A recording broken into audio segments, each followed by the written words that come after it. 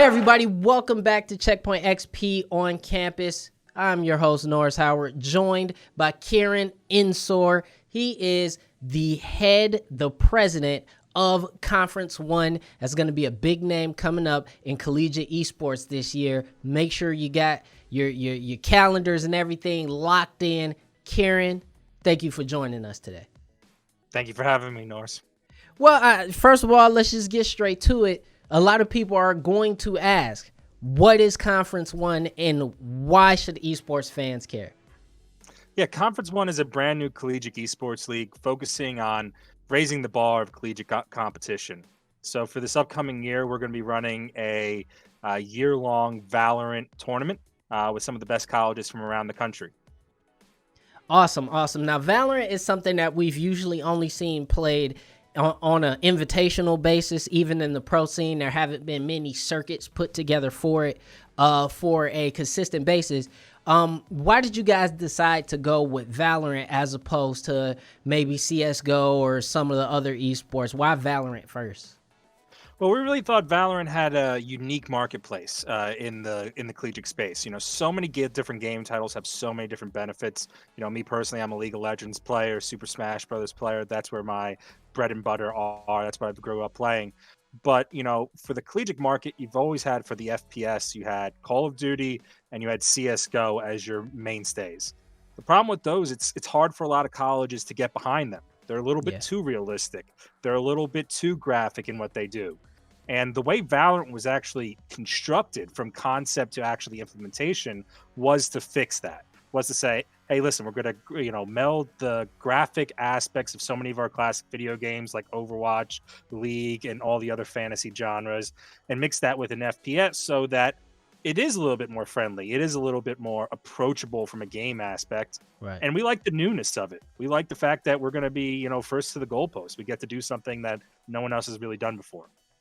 Yeah, and so I also want to ask, you know, we here obviously talk only college esports, all college esports all the time, but why go for the college scene as opposed to maybe making a foray into running professional tournaments or professional circuits? I know a lot of folks are trying to figure that part of it out. Why did you guys feel the need to sort of head up a collegiate effort first and foremost? For me, that's where my experience lies. I've been working in the collegiate scene since in the traditional sports realm since I was old enough to hold a mop, and I've been doing it ever since, working in ticket sales, operations, sponsorships, league ops, anything that and everything under the sun. I've done it from the traditional standpoint. And then about 3 or 4 years ago, I transitioned over to esports, and I do it because I love the scene at the collegiate level.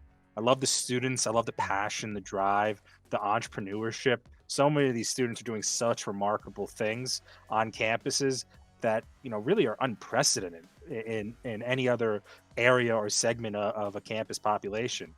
And I love working with them. I love working with the administrators that have come on board. And I really do see it as a great opportunity for companies like our own to say, hey, listen, the pro level is high level of competition. We're talking about numbers that blow everyone's minds out, like just what we talk about scale. Whereas the collegiate makes it a lot more entrepreneurial friendly because you can get a little bit of lead time. You can, you know, reserve a little bit of your costs as you build up to something really spectacular.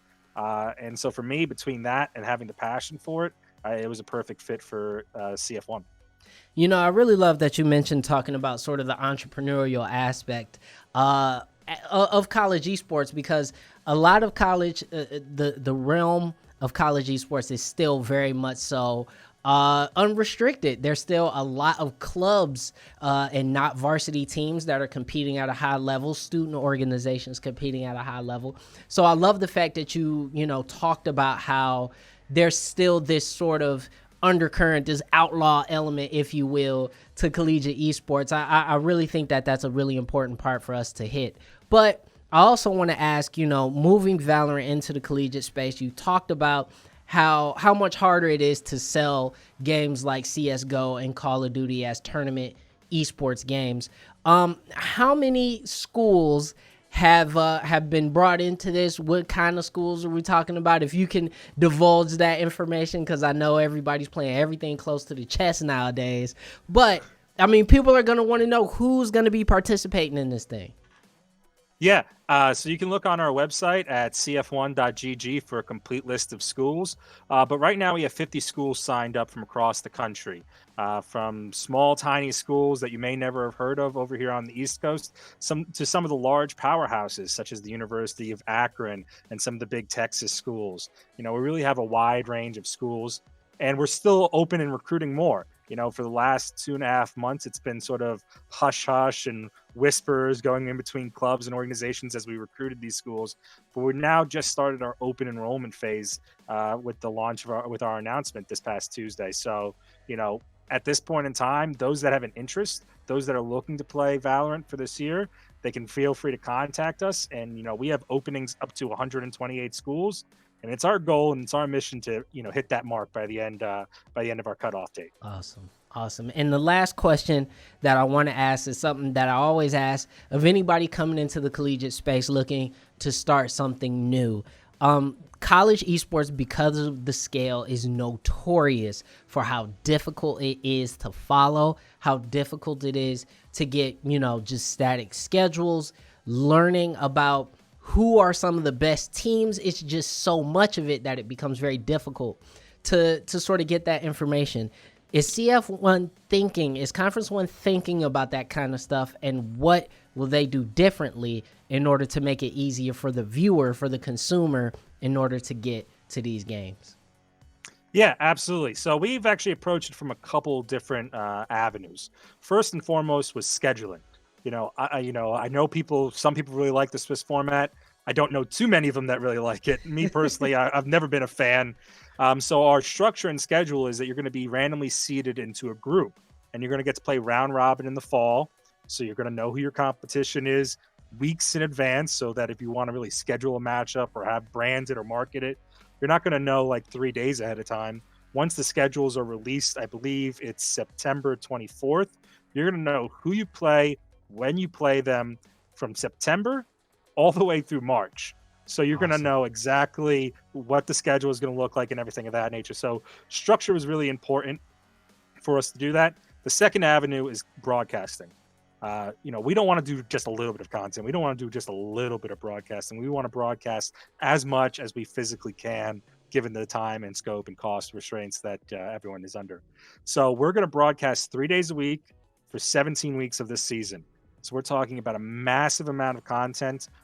In the fall, we'll do, we'll do 4 games a day in the fall. So Monday, Tuesday, Wednesday, you're going to be seeing, 12 matches of CF1 broadcast by a professional production company with the casters that you're going to know and learn. They're going to be in there week in, week out, telling you stories, talking with you, Norris, really, telling the story, providing context, and really developing the storylines to showcase and highlight these players. So we really want to do a lot of content as well. And then the third avenue is the one we're still working on and working through, but we really want to have technology support these players. And with our platform that we're in the midst of developing and finalizing, we really want to be able to showcase stats, player narratives, school narratives, highlights, videos, content. And that's what we all think is extremely important, which has been missing for so long in the collegiate development. Yeah, I mean, listen, all of this from somebody on this side of the desk, it sounds amazing. I can't wait to check it out because I have been a fan of watching some high-level Valorant. It is not a game I play, but it is a game I watch a lot of. And so I am very excited to see what Conference 1 has in store for collegiate Valorant. Kieran, Ensor, thank you so much for joining us. And we look forward to the fall and we look forward to the spring with this collegiate Valorant tournament. I'm super excited. Thank you again. I appreciate it, Norris. Thank you.